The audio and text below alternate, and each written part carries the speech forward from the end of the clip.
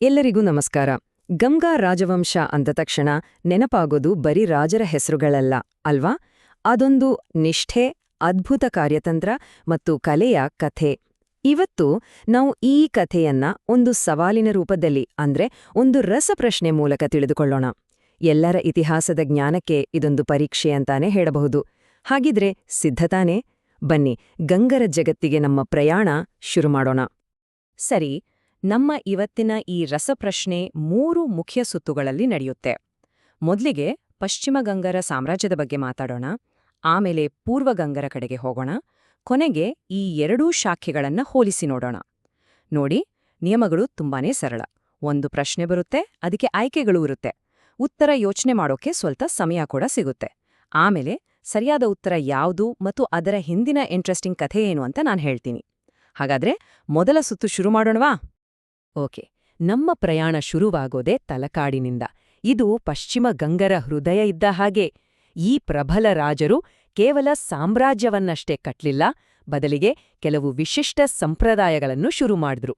ಅವರ ಬಗ್ಗೆ ಎಷ್ಟ್ರ ಮಟ್ಟಿಗೆ ಗೊತ್ತಿದೆ ಅಂತ ನೋಡೋಣ. ಇಲ್ಲಿದೆ ನೋಡಿ ಮೊದಲ ಪ್ರಶ್ನೆ. ಸರಿ, ಪ್ರಶ್ನೆ ಹೀಗಿದೆ. ಗರುಡ ಪದ್ಧತಿ ಇದು ಪಶ್ಚಿಮ ಗಂಗರ ಕಾಲದಲ್ಲಿ ರೂಢಿಯಲ್ಲಿದ್ದ ಒಂದು ವಿಶಿಷ್ಟ ಸಾಮಾಜಿಕ ಪದ್ಧತಿ. ಇದರ ನಿಖರವಾದ ಅರ್ಥವೇನು ಅಂತ ವಿಶ್ಲೇಷಿಸಬೇಕು. ಗರುಡ ಪದ್ಧತಿ ಅಂದ್ರೆ ಏನು? ಇದು ನಿಷ್ಠೆಯ ಪರಾಕಾಷ್ಠೆನಾ ಅಥವಾ ಬೇರೆ ಏನಾದ್ರೂ ಅರ್ಥ ಇದೆಯಾ? ನೋಡೋಣ ಆಯ್ಕೆಗಳೇನಿದೆ ಅಂತ. ಆಯ್ಕೆ ಎ ಹೇಳುತ್ತೆ, ಇದು ವೀರಮರಣವನ್ನಪ್ಪಿದ ಯೋಧರಿಗೆ ವೀರಗಲ್ಲು ನೆಡೋ ಪದ್ಧತಿ ಅಂತ. ಆಯ್ಕೆ ಬಿ ಪ್ರಕಾರ ರಾಜನಿಗೆ ನಿಷ್ಠೆ ತೋರ್ಸಕ್ಕೆ ಅಂಗರಕ್ಷಕರು ಪ್ರಾಣತ್ಯಾಗ ಮಾಡೋ ಪದ್ಧತಿ. ಆಯ್ಕೆ ಸಿ ಗಾಯಗೊಂಡ ಸೈನಿಕರಿಗೆ ವೈದ್ಯಕೀಯ ನೆರವು ನೀಡೋ ವ್ಯವಸ್ಥೆ ಅಂತ ಹೇಳುತ್ತೆ. ಇನ್ನು ಆಯ್ಕೆ ಡಿ ಇದು ಉನ್ನತ ರಾಜಬಿರುದು ಅಂತ ಹೇಳುತ್ತೆ. ಗರುಡ ಅನ್ನೋ ಪದದಲ್ಲೇನಾದ್ರೂ ಸುಳಿವಿದ್ಯಾ? ಯೋಚನೆ ಮಾಡಿ. ನಿಮ್ಮ ಸಮಯ ಈಗ ಶುರು. ಸರಿ, ಸರಿಯಾದ ಉತ್ತರ ಆಯ್ಕೆ ಬಿ. ಇದು ನಿಷ್ಠೆಯನ್ನ ಪ್ರದರ್ಶಿಸಲು ಅಂಗರಕ್ಷಕರು ತಮ್ಮ ಪ್ರಾಣವನ್ನೇ ತ್ಯಾಗ ಮಾಡುತ್ತಿದ್ದ ಪದ್ಧತಿ. ಅಬ್ಬಾ, ಯೋಚನೆ ಮಾಡಿ, ಇದು ನಿಷ್ಠೆಯ ಒಂದು ಅಂತಿಮ ಪರೀಕ್ಷೆ ಇದ್ದ ಹಾಗೆ. ಗರುಡರು ಅಂತ ಕರೆಸಿಕೊಳ್ಳುತ್ತಿದ್ದ ಈ ಅಂಗರಕ್ಷಕರು ತಮ್ಮ ರಾಜನಿಗಾಗಿಯೇ ಬದುಕ್ತಿದ್ರು ಮತ್ತು ರಾಜ ತೀರಿಕೊಂಡಾಗ ಅವರ ಜೊತೆಯಲ್ಲೇ ತಮ್ಮ ಪ್ರಾಣವನ್ನೂ ಕೊಟ್ಬಿಡುತ್ತಿದ್ರು. ಇದನ್ನ ಅವರು ತಮ್ಮ ಧರ್ಮ ಅಂತಾನೇ ನಂಬಿದ್ರು. ಸರಿ, ಮುಂದಿನ ಪ್ರಶ್ನೆಗೆ ಹೋಗೋಣ. ಗಂಗರ ನಾಣ್ಯಗಳ ಮೇಲೆ ಆನೆಯ ಚಿಹ್ನೆ ಇರುತ್ತೆ. ಅದೇ ಅವರ ರಾಜ ಲಾಂಛನ ಕೂಡ. ಆದ್ರೆ ಯಾಕೆ ಆನೆ? ಬೇರೆ ಪ್ರಾಣಿಗಳೆಲ್ಲ ಇರ್ಬೇಕಾದ್ರೆ ಅವರೇಕೆ ಆನೆಯನ್ನೇ ಆರಿಸ್ಕೊಂಡ್ರು? ಇದ್ರ ಹಿಂದೆ ಏನಾದ್ರೂ ವಿಶೇಷ ಕಾರಣ ಇರ್ಬೋದಾ? ನೋಡೋಣ. ಆಯ್ಕೆಗಳು ಹೀಗಿವೆ. ಎ ನೆರೆಹೊರೆಯ ಚೋಳರ ರಾಜಲಾಂಛನ ಆನೆಯಾಗಿತ್ತು. ಬಿ ಯುದ್ಧದಲ್ಲಿ ದೊಡ್ಡ ಪ್ರಮಾಣದಲ್ಲಿ ಆನೆಗಳನ್ನ ಬಳಸಿದ್ದರ ನೆನಪಿಗಾಗಿ. ಸಿ ಅವರ ರಾಜಧಾನಿ ತಲಕಾಡಿನ ಸುತ್ತ ದಟ್ಟವಾದ ಕಾಡುಗಳಿದ್ದು ಆನೆಗಳು ಶಕ್ತಿಯ ಸಂಕೇತವಾಗಿದ್ವು. ಡಿ ಜೈನ ತೀರ್ಥಂಕರರ ಚಿಹ್ನೆಯಾಗಿ ಆನೆಯನ್ನು ಬಳಸಲಾಗುತ್ತಿತ್ತು. ಈ ಚಿಹ್ನೆಯ ಹಿಂದೆ ರಾಜಕೀಯ ಕಾರಣನಾ, ಭೌಗೋಳಿಕ ಕಾರಣನಾ ಅಥವಾ ಧಾರ್ಮಿಕ ಕಾರಣನಾ? ಯಾವುದು ಸರಿ ಅನಿಸುತ್ತೆ? ಮತ್ತು ಸರಿಯಾದ ಉತ್ತರ ಆಯ್ಕೆ ಸಿ. ತಲಕಾಡು ಸುತ್ತಮುತ್ತ ಆನೆಗಳ ನೈಸರ್ಗಿಕ ವಾಸಸ್ಥಾನವಾಗಿತ್ತು. ಇದು ಎಷ್ಟು ಇಂಟ್ರೆಸ್ಟಿಂಗ್ ಅಲ್ಲ? ಅಂದ್ರೆ ಒಂದು ಪ್ರದೇಶದ ನೈಸರ್ಗಿಕ ಸಂಪನ್ಮೂಲವೇ ಆ ಸಾಮ್ರಾಜ್ಯದ ಶಕ್ತಿಯ ಸಂಕೇತವಾಗಿ ಬದಲಾಗುತ್ತೆ. ತಲಕಾಡಿನ ಸುತ್ತ ಇದ್ದ ದಟ್ಟ ಕಾಡುಗಳು ಆನೆಗಳ ಮನೆಯಾಗಿದ್ವು. ಅದಕ್ಕೆ ಆನೆ ಅವರ ಶಕ್ತಿ ಮತ್ತು ಆ ಪ್ರದೇಶದ ಸಂಪತ್ತಿನ ಪ್ರತೀಕವಾಯಿತು. ಸರಿ, ಈಗ ಪಶ್ಚಿಮದಿಂದ ನಮ್ಮ ಗಮನವನ್ನ ಪೂರ್ವದ ಕಡೆಗೆ ಹರಿಸೋಣ. ಅಂದ್ರೆ ಕಳಿಂಗ ಮತ್ತು ಇವತ್ತಿನ ಒಡಿಶಾದ ಕರಾವಳಿಯಲ್ಲಿ ಒಂದು ದೊಡ್ಡ ಸಾಮ್ರಾಜ್ಯವನ್ನೇ ಕಟ್ಟಿದ ಪೂರ್ವ ಗಂಗರ ಕಥೆ. ಅವರ ಬಗ್ಗೆ ಎಷ್ಟರ ಮಟ್ಟಿಗೆ ಗೊತ್ತಿದೆ ಅಂತ ಪರೀಕ್ಷೆ ಮಾಡುವ ಸಮಯ ಬಂದಿದೆ. ರಾಜಧಾನಿಯನ್ನ ಒಂದು ಕಡೆಯಿಂದ ಇನ್ನೊಂದು ಕಡೆಗೆ ಸ್ಥಳಾಂತರಿಸೋದು ಅನ್ನೋದು ಸುಲಭದ ನಿರ್ಧಾರ ಅಲ್ಲ. ಅದೊಂದು ದೊಡ್ಡ ಕಾರ್ಯತಂತ್ರದ ನಡೆ. ಹಾಗಾದ್ರೆ ಪೂರ್ವ ಗಂಗರ ದೊರೆ ಅನಂತವರ್ಮನ್ ಚೋಡಗಂಗದೇವ ತನ್ನ ರಾಜಧಾನಿಯನ್ನ ಕಳಿಂಗ ನಗರದಿಂದ ಕಟಕ್ಗೆ ಯಾಕೆ ಬದಲಾಯಿಸಿದ? ಇದರ ಹಿಂದಿನ ಕಾರಣವೇನು? ನೋಡೋಣ ಆಯ್ಕೆಗಳೇನಿದೆ ಅಂತ. ಆಯ್ಕೆಗಳನ್ನ ನೋಡೋಣ. ಎ ಕಳಿಂಗನಗರದಲ್ಲಿ ಪದೇ ಪದೇ ಪ್ರವಾಹ ಬರ್ತಿತ್ತು.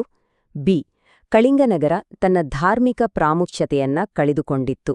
ಸಿ ಮಹಾನದಿ ಕಣಿವೆ ಮತ್ತು ವ್ಯಾಪಾರ ಮಾರ್ಗಗಳ ಮೇಲೆ ಹಿಡಿತ ಸಾಧಿಸಿ ಉತ್ತರಕ್ಕೆ ವಿಸ್ತರಿಸಲು. ಡಿ ಕೇವಲ ಮಿಲಿಟರಿ ರಕ್ಷಣಾ ಕಾರಣಕ್ಕಾಗಿ. ಈ ನಿರ್ಧಾರದ ಹಿಂದೆ ಆರ್ಥಿಕ ಕಾರಣಗಳಿದ್ವಾ, ರಾಜಕೀಯ ಕಾರಣಗಳಿದ್ವಾ ಅಥವಾ ಪ್ರಕೃತಿ ಕಾರಣವಾಗಿತ್ತಾ? ಯೋಚಿಸಿ ನೋಡಿ. ಸರಿಯಾದ ಉತ್ತರ ಆಯ್ಕೆ ಸಿ. ಇದು ಸಂಪೂರ್ಣವಾಗಿ ಆರ್ಥಿಕ ಮತ್ತು ಕಾರ್ಯತಂತ್ರದ ಕಾರಣಗಳಿಗಾಗಿ ತೆಗೆದುಕೊಂಡ ನಿರ್ಧಾರ. ನೋಡಿ, ಕಟಕ್ ಮಹಾನದಿ ಸಮುದ್ರ ಸೇರುವ ಜಾಗಕ್ಕೆ ಹತ್ರದಲ್ಲಿತ್ತು. ಇದರಿಂದ ಕಡಲ ವ್ಯಾಪಾರವನ್ನ ನಿಯಂತ್ರಿಸೋದು ಸುಲಭವಾಗಿತ್ತು. ಅಷ್ಟೇ ಅಲ್ಲ, ಉತ್ತರ ಭಾರತದ ಕಡೆಗೆ ಸಾಮ್ರಾಜ್ಯವನ್ನ ವಿಸ್ತರಿಸೋಕು ಕೂಡ ಇದು ಸರಿಯಾದ ಜಾಗ ಆಗಿತ್ತು. ಎಂಥ ಚಾಣಾಕ್ಷ ನಡೆಯಲ್ವಾ? ಕೋಣಾರ್ಕ್ ಸೂರ್ಯ ದೇವಾಲಯ ಈ ಹೆಸರನ್ನ ಕೇಳದವರೇ ಇಲ್ಲ. ಅದನ್ನ ಕಟ್ಟಿಸಿದ ರಾಜ ನರಸಿಂಹದೇವ ಐ. ಇತಿಹಾಸದಲ್ಲಿ ಅವರ ಹೆಸರು ಅಜರಾಮರ. ಆದ್ರೆ ಅವರ ಸಾಮ್ರಾಜ್ಯದ ವೈಭವಕ್ಕೆ ನಿಜವಾದ ಕಾರಣ ಏನು? ದೇವಾಲಯ ಕಟ್ಟಿದ್ದೊಂದೇನಾ ಅಥವಾ ಬೇರೇನಾದ್ರೂ ಇದ್ಯಾ? ಆಯ್ಕೆಗಳನ್ನ ನೋಡೋಣ. ಎ. ಇಡೀ ದಕ್ಷಿಣ ಭಾರತವನ್ನ ಗೆದ್ದಿದ್ರು. ಬಿ. ಬಂಗಾಳದ ಮುಸ್ಲಿಂ ಸುಲ್ತಾನರನ್ನ ಸೋಲಿಸಿ ಉತ್ತರಕ್ಕೆ ಸಾಮ್ರಾಜ್ಯ ವಿಸ್ತರಿಸಿದ್ರು. ಸಿ. ಶ್ರೀಲಂಕಾದ ಜೊತೆ ವ್ಯಾಪಾರ ಒಪ್ಪಂದ ಮಾಡ್ಕೊಂಡಿದ್ರು. ಡಿ. ಕೋನಾರ್ಕ್ ದೇವಾಲಯ ಕಟ್ಟಿದ್ದು ಅವರ ವ್ಯಕ್ತಿಗತ ನಿರ್ಧಾರ, ರಾಜಕೀಯ ಸಾಧನೆ ಅಲ್ಲ. ಅವರ ಸಾಧನೆ ಕೇವಲ ದೇವಸ್ಥಾನ ಕಟ್ಟಿದ್ದಕ್ಕೆ ಸೀಮಿತನಾ ಅಥವಾ ಅದರ ಹಿಂದೆ ಒಂದು ದೊಡ್ಡ ಮಿಲಿಟರಿ ಶಕ್ತಿ ಅಡಗಿತ್ತಾ? ಯಾವುದು ಅವರ ನಿಜವಾದ ಹೆಗ್ಗಳಿಕೆ? ಸರಿ, ಉತ್ತರ ಇಲ್ಲಿದೆ. ಆಯ್ಕೆ ಬಿ, ಅವರ ಮಿಲಿಟರಿ ವಿಜಯಗಳು. ಹೌದು, ಕೋಣಾರ್ಕ್ ದೇವಾಲಯ ಅನ್ನೋದು ಕೇವಲ ಒಂದು ಧಾರ್ಮಿಕ ಕಟ್ಟಡ ಅಲ್ಲ. ಅದು ಬಂಗಾಳದ ಸುಲ್ತಾನರ ವಿರುದ್ಧ ಅವರು ಸಾಧಿಸಿದ ಒಂದು ಐತಿಹಾಸಿಕ ಗೆಲುವಿನ ಸಂಕೇತವಾಗಿ ನಿರ್ಮಾಣವಾಯಿತು ಅಂತ ಇತಿಹಾಸಕಾರರು ಹೇಳ್ತಾರೆ. ಅಂದ್ರೆ ಧರ್ಮ ಮತ್ತು ರಾಜಕೀಯ ಶಕ್ತಿಯ ಒಂದು ಅದ್ಭುತ ಸಂಯೋಜನೆ ಇದು. ಓಕೆ, ಈಗ ನಾವು ನಮ್ಮ ಕೊನೆಯ ಮತ್ತು ಬಹುಶಃ ಅತ್ಯಂತ ಸವಾಲಿನ ಸುತ್ತಿಗೆ ಬಂದಿದ್ದೇವೆ. ಈ ಸುತ್ತಿನಲ್ಲಿ ನಾವು ಪಶ್ಚಿಮ ಗಂಗರು ಮತ್ತು ಪೂರ್ವ ಗಂಗರ ಆಡಳಿತ, ಕಲೆ, ಸಂಸ್ಕೃತಿ ಇವೆಲ್ಲವನ್ನೂ ಹೋಲಿಕೆ ಮಾಡಿ ನೋಡೋಣ. ಇಲ್ಲಿ ಸ್ವಲ್ಪ ಆಳವಾಗಿ ಯೋಚನೆ ಮಾಡಬೇಕಾಗತ್ತೆ. ಸರಿ, ಈಗ ಗಂಗರ 2 ಶಾಖೆಗಳನ್ನ ಹೋಲಿಕೆ ಮಾಡುವ ಸಮಯ. ಇಲ್ಲಿ ಕೆಲವು ಹೇಳಿಕೆಗಳಿವೆ. ಇವುಗಳಲ್ಲಿ ಯಾವುದು ಈ 2 ರಾಜವಂಶಗಳ ನಡುವಿನ ವ್ಯತ್ಯಾಸಗಳನ್ನ ಸರಿಯಾಗಿ ಹೇಳುತ್ತೆ ಅಂತ ಗುರುತಿಸಬೇಕು. ಆಯ್ಕೆಗಳು ಹೀಗಿವೆ. ಎ. 1, 2 ಮತ್ತು 4 ಮಾತ್ರ ಸರಿ. ಬಿ. 2, 3 ಮತ್ತು 4 ಮಾತ್ರ ಸರಿ. ಸಿ. 1, 2 ಮತ್ತು 3 ಮಾತ್ರ ಸರಿ. ಡಿ. ಎಲ್ಲವೂ ಸರಿ. ಇಲ್ಲಿರೋ 4 ಹೇಳಿಕೆಗಳನ್ನ ಗಮನವಿಟ್ಟು ಓದ್ಕೊಳ್ಳಿ. ಗಂಗರ 2 ಬೇರೆ ಬೇರೆ ಪ್ರಪಂಚಗಳನ್ನ ಕಲ್ಪನೆ ಮಾಡ್ಕೊಳ್ಳಿ. ಒಂದು ಕರ್ನಾಟಕದಲ್ಲಿ, ಇನ್ನೊಂದು ಒಡಿಶಾದಲ್ಲಿ. ಯಾವ ಹೇಳಿಕೆಗಳು ಈ ವ್ಯತ್ಯಾಸವನ್ನ ಸರಿಯಾಗಿ ಹಿಡಿದಿಡ್ತಿವೆ? ಮತ್ತು ಸರಿಯಾದ ಉತ್ತರ ಆಯ್ಕೆ ಸಿ, ಅಂದ್ರೆ ಮೊದಲ 3 ಹೇಳಿಕೆಗಳು ಸರಿ. ನೋಡಿ, ಪಶ್ಚಿಮ ಗಂಗರು ಮುಖ್ಯವಾಗಿ ಜೈನ ಧರ್ಮದ ಪೋಷಕರಾಗಿದ್ದರು. ಅವರ ರಾಜಧಾನಿ ತಲಕಾಡು ಮತ್ತು ಅವರು ಕನ್ನಡ ಸಂಸ್ಕೃತವನ್ನ ಬೆಳೆಸಿದರು. ಅದೇ ಪೂರ್ವಗಂಗರು ವೈಷ್ಣವ ಧರ್ಮದ ಅನುಯಾಯಿಗಳು. ಅವರ ರಾಜಧಾನಿ ಕಳಿಂಗನಗರ ಅಥವಾ ಕಟಕ್ ಮತ್ತು ಅವರು ಒಡಿಯಾ ಸಂಸ್ಕೃತವನ್ನ ಪೋಷಿಸಿದರು. ಅದ್ಭುತವಾದ ವಿಶ್ಲೇಷಣೆ.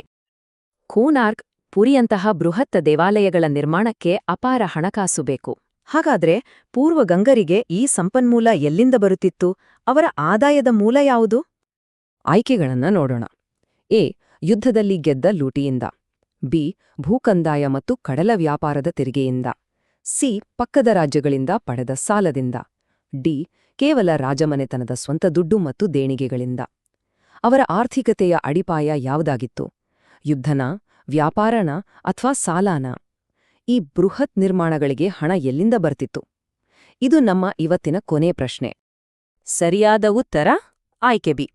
ಅವರದೊಂದು ರೀತಿ 2 ಮುಖದ ಆರ್ಥಿಕತೆ. ಒಂದ್ ಕಡೆ ಫಲವತ್ತಾದ ನದಿ ಕಣಿವೆಗಳಿಂದ ಬರುತ್ತಿದ್ದ ಭಾರೀ ಭೂಕಂದಾಯ, ಇನ್ನೊಂದು ಕಡೆ ಕರಾವಳಿಯಲ್ಲಿದ್ದಿದ್ರಿಂದ ಲಾಭದಾಯಕ ಸಮುದ್ರ ವ್ಯಾಪಾರ. ಈ 2 ಬಲಿಷ್ಠ ಆದಾಯದ ಮೂಲಗಳೇ ಅವರ ಆ ಭವ್ಯವಾದ ದೇವಸ್ಥಾನಗಳ ನಿರ್ಮಾಣಕ್ಕೆ ಅಡಿಪಾಯವಾಗಿದ್ವು.